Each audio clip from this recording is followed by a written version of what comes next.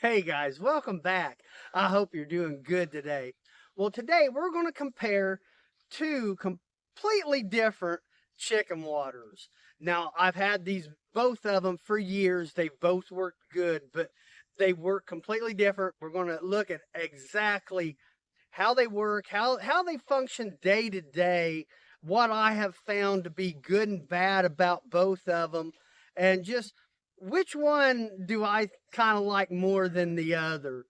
Now, a couple months ago, I made a video on probably what I think is the worst waterer, and I'm going to leave a link to that in the description. So hopefully, you never buy it. So let's go ahead and get into the comparison. Okay, so the first one we got here, this is a 6.25 gallon. It is made, I believe, by Flock Party. And let me show you exactly how this works. So you take the top off, and you can see down in here, there's a nipple, and that's where the water will go down into the base. And this is a two-part.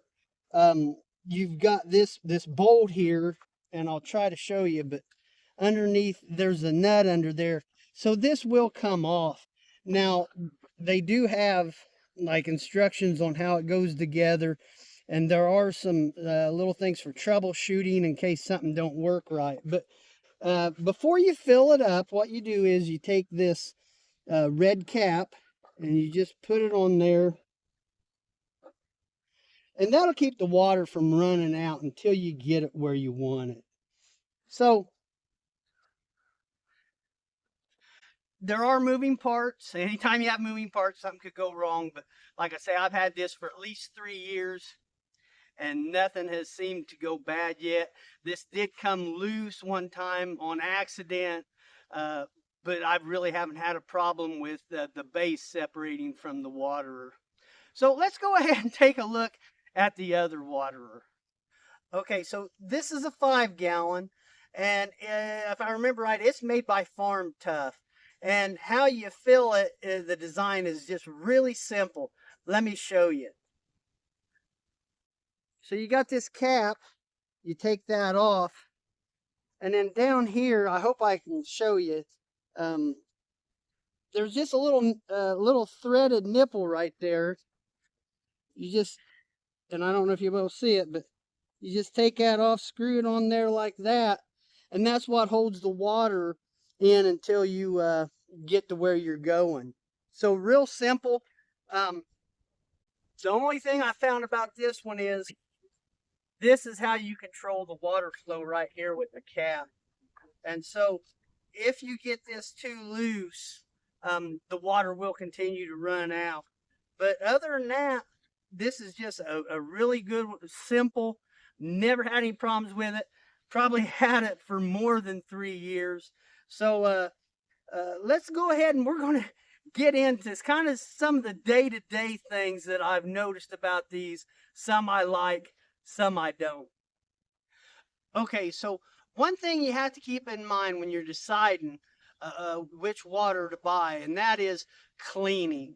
Uh, they're going to get an algae and stuff in the water, especially in the summer, and so you got to clean them pretty regular. Now, I just use a brush, and you can tell this one right here. You can get down, you can see it. It's really easy to clean. This one, not so much.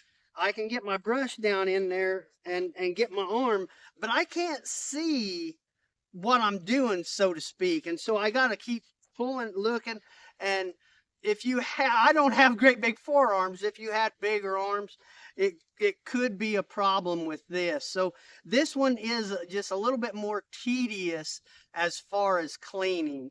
And when it comes to filling them up, I use an outside hydrant, and this one sometimes you get it off a little bit when you set it on the ground, and you can get wet because the water's hitting and spraying off of it. You don't have that problem with this one. So as far as just filling and cleaning, I like this one better. So let's go ahead and we're going to talk about another issue that you pretty much have to do every day. Okay, so something that's going to happen pretty much every day is the water in your base is going to get dirty. And, you know, just because the chickens are scratching around, whatever. And so I don't want to fill this up every day, take it out. So what I do is I just kind of clean the water out of the base and then let it fill back up. You know, especially if I've just put water in there. So this one, it is real easy. Let me show you. I just kind of clean it up like that, and then see, I don't get any water coming out of this, and then I can put it back down and let it fill back up. With this one, you can kind of do it, but it's a little bit harder because this top will come off, and so you can't grab it by the handle and do that. And you really need to have you know, some way to hold this while you're doing it, because if you just grab the top and do it, it's going to come out of the lid. And so this one here I don't like as far as that, as near as much as this one. It's just more of a pain, and if you're not thinking and you turn it, I've lost all the water out of it before. So on that respect, I kind of like this one here a little better. Now, let me tell you what I really don't like about one of them. Okay, so real quick, before I get to what I really don't like about one of these, if you have watched this video and you like it, and you found value in it, please consider subscribing. I would appreciate it, and it is free. So this right here is what I really don't like. Sooner or later, you are going to have to stick your hand into cold water. You know, at the start of the video, I mentioned you put this on that nipple, and then wherever you're taking it, well, then you got to pull it back off. And so in the mornings, especially here where last week it never got above freezing, I always try to make that the last job that I do in the morning. But at 4 o'clock, it's just your hand's wet. Your sleeve could be wet, and it's just a hassle. And so I really don't like that part of it. And so